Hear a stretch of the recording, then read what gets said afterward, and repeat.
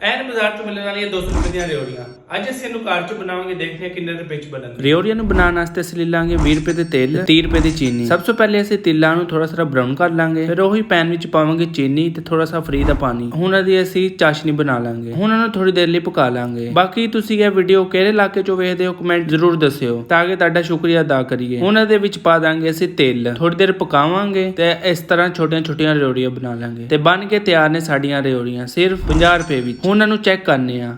ਓਏ ਹੋਏ ਹੋਏ 84। ਬਾਕੀ ਵੀਡੀਓ ਨੂੰ ਸੇਵ ਕਰ ਲਓ ਤੇ ਮਿਲਦੇ ਆ ਕੋਈ ਅਗਲੀ ਵੀਡੀਓ 'ਚ। ਅੱਲਾ ਹਾਫਿਜ਼।